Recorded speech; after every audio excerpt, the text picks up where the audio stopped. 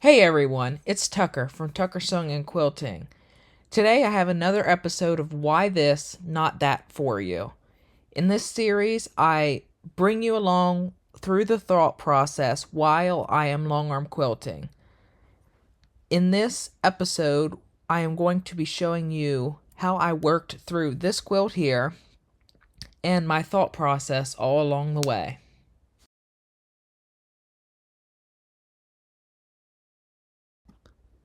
Without any further ado, let's jump right in. The first thing I needed to do was stabilize all of the applique on this quilt. This helps to make sure that the quilt top doesn't move while I'm doing things like background fills and borders, things like that. So I made sure to stitch really close to that applique just to nail everything down and nail everything in place.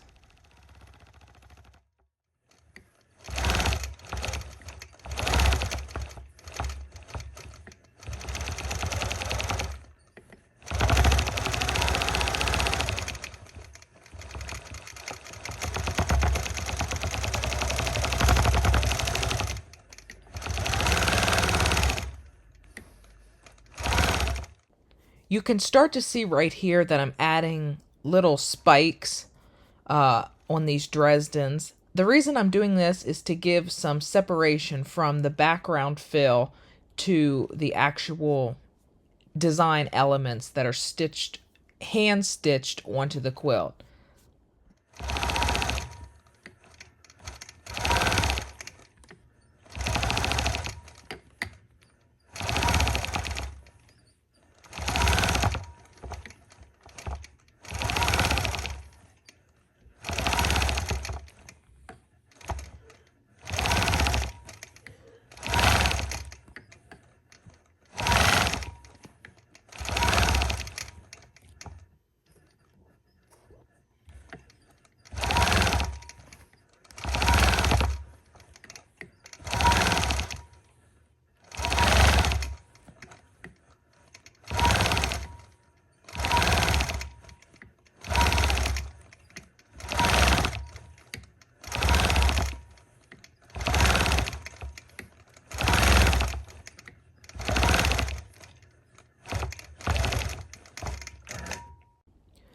Once I have stabilized all of the applique on this quilt, it was time to do the background fill. I could have went with a lot of different options for background fill, but the conversation that I had with the customer was that this quilt was going to get used. So I wanted to just do a more open background fill, something to still fill in the area, but something that would not be too stiff and it would be very drapey when it hangs on the bed. So these whimsical pebbles fit the bill perfectly. Also, you can see in this area where the spikes that I did on the Dresdens helps to separate the designs from the applique.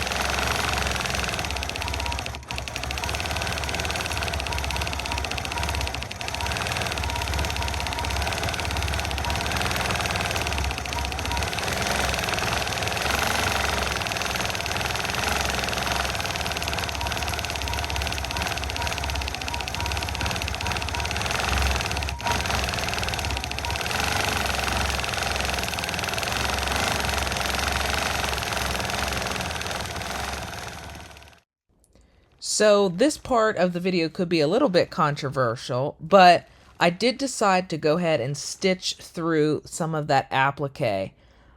Some of these areas, especially this bigger Dresden, were too big to leave unquilted. So in the spike areas, all I did was stitched in the ditch between the different fabrics. And in the center, I really wanted to make it look like a flower. So I just did some minimal fillers right there just to give it a little bit more texture and to nail everything down.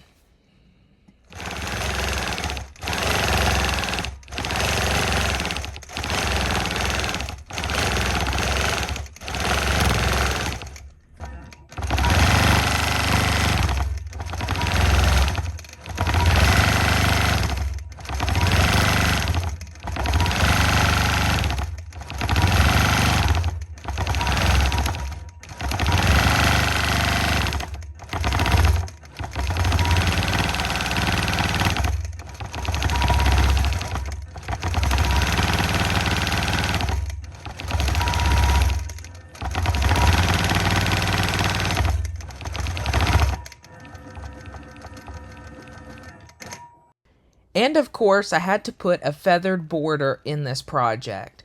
This was actually another one of the things that me and the customer talked about. She really liked the whimsical feathers that I did, so I thought, why not put them in the border?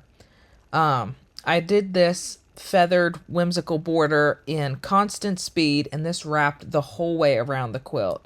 And I had so much fun stitching this out. I could have went for more modern designs, like straight lines and things like that, but that wouldn't have fit the overall theme of this quilt. So this whimsical feather really does work.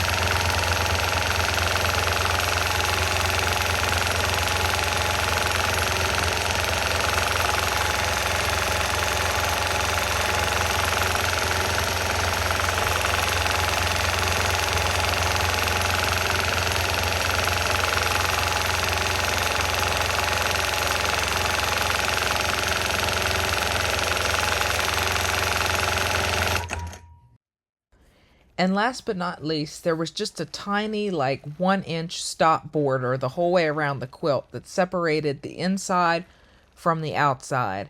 So I just wanted something simple in there just to add a little bit of texture, but not make it a key focal element. So I just chose a basic swirl to quilt in this tiny stop border.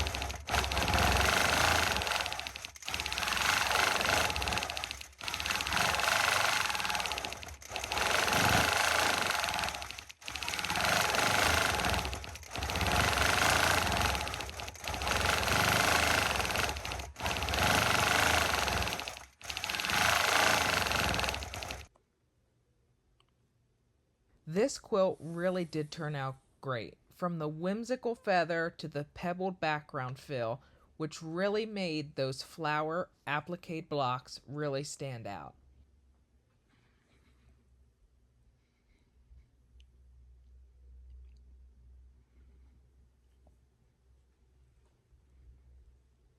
Thank you so much for watching.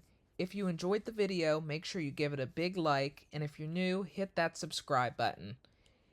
If you like watching these Why This, Not That series, make sure you let me know in the comments below. Thanks for watching, see you next time, and bye for now.